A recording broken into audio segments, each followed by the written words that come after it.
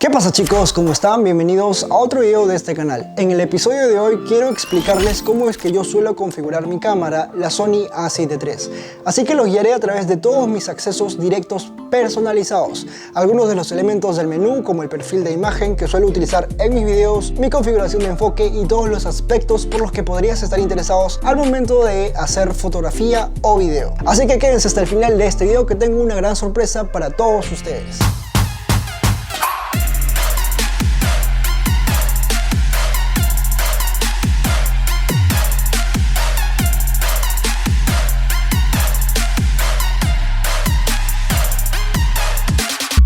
Empecemos con la parte externa de la cámara. El objetivo que tengo montado la mayoría de veces es uno de la marca Tamron con la montura E para que este sea totalmente compatible con mi cámara, y este es el 28-75 mm con un diafragma de 2.8.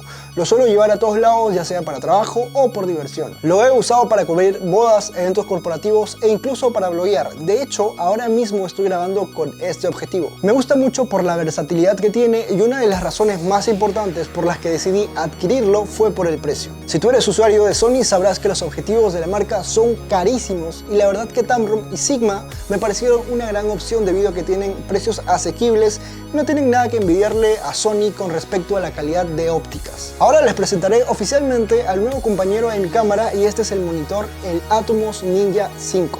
La razón principal por la que compré este monitor es porque me permite hacer los vlogs de fotografía mucho más dinámicos, ya que me permite grabar directamente desde la cámara todo mi proceso en una sesión de fotos. Además que su función como monitor es realmente buena, mostrándome una exposición y un balance de blancos correctos.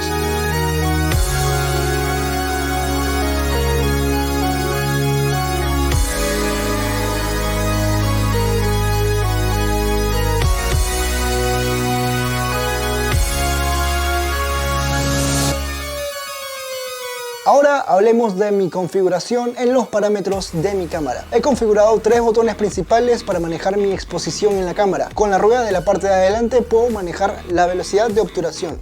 Con la rueda que está de nuestro lado, la que está en la parte de atrás, con esta voy a poder manejar la apertura de mi diafragma, y con esta misma rueda manejaré también lo que es el ISO. Estos ajustes puedes personalizarlos como mejor prefieras. Yo lo hice así porque me siento mucho más cómodo, puedo hacer cambios en la exposición mucho más rápidos, y estos ajustes los hice desde el menú de la cámara en la opción de botones personalizados. Además de estos tres botones principales, tengo otros que me llevarán de forma directa al balance de blancos y al modo de enfoque.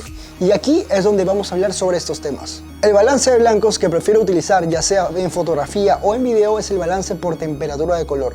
Esto es en realidad algo muy sencillo. Lo que hago es dividir el balance de blancos en dos aspectos: la luz cálida y la luz fría. Cuando utilizo la luz cálida, coloco la temperatura de mi balance en 3200, y cuando utilizo la luz blanca o la luz fría, utilizo los 5600 grados de la cámara. Esto podría variar según el entorno en el que te encuentres, y estos son valores aproximados. A pesar de esta preferencia con el balance de blancos, no descarto el uso del balance automático. Hay ocasiones en las que sí me funciona muy bien y hay otras en las que no, pero esto ya depende del criterio y lo dejo para que ustedes lo decidan. En fotografía no uso ningún tipo de perfil de color. Lo que sí recomiendo es que hagan sus fotos en RAW y no en JPG. Un archivo RAW nos permitirá tener un mayor control sobre nuestras fotos al momento de hacer ajustes de color, contraste o de exposición, mientras que el archivo JPG nos dará un resultado más comprimido donde no podremos recuperar las sombras ni las altas luces, sin mencionar que perderemos mucha información en los tonos medios de nuestras fotos. Aquí te dejo un breve ejemplo de una misma foto en RAW y otra en JPG. ¿Tú puedes descifrar cuál es cuál? Exacto, la de la derecha es el archivo RAW. Ambas fotos están editadas con los mismos ajustes, pero puedes notar la gran diferencia que existe entre ellas. Respecto al perfil de color que uso en video, pues sí tengo un favorito, y este es el HLG2.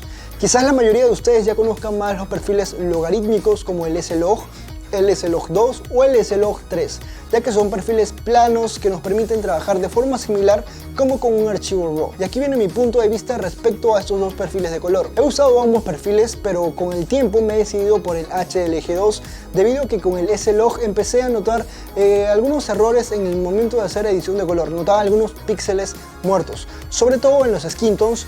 Notaba que destruía algunos píxeles en la imagen.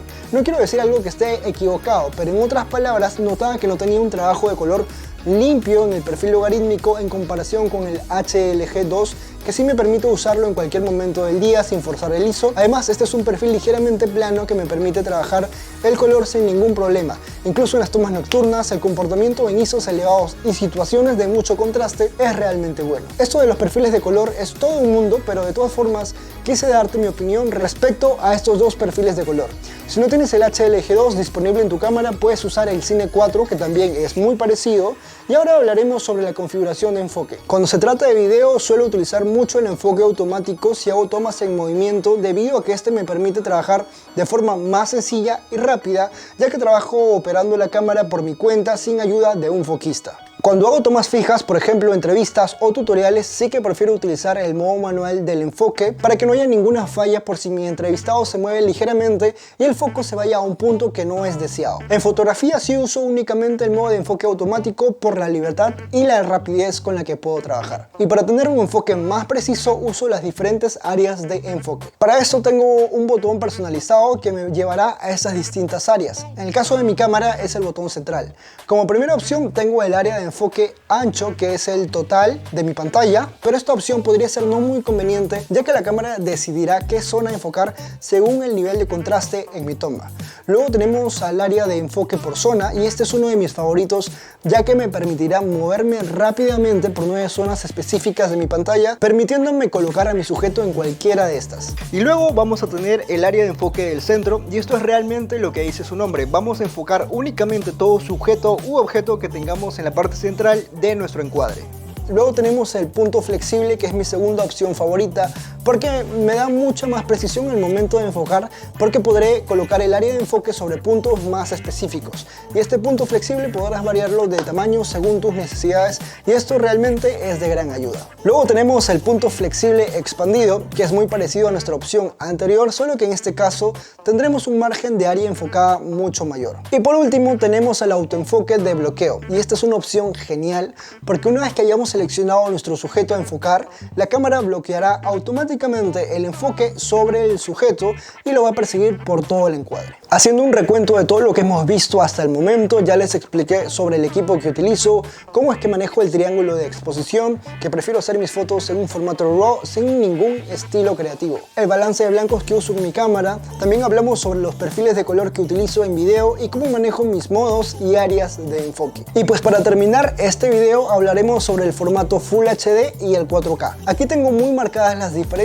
entre estos dos formatos y todo dependerá de lo que yo necesite usar al momento de hacer mis videos. Ahora me voy a explicar un poco mejor. Aparte de los botones personalizados de los que te hablé al principio del video, donde manejo el triángulo de exposición, el balance de blancos, también cuento con dos slots personalizables en mi rueda de modos de la cámara. Aquí pueden ver que tengo un número 1 y un número 2. Estos son los dos slots que yo podré ajustar según mis necesidades en el video. En el número 1 lo utilizo en situaciones en las que necesite grabar en 4K a 24 FPS y 100 Mbps.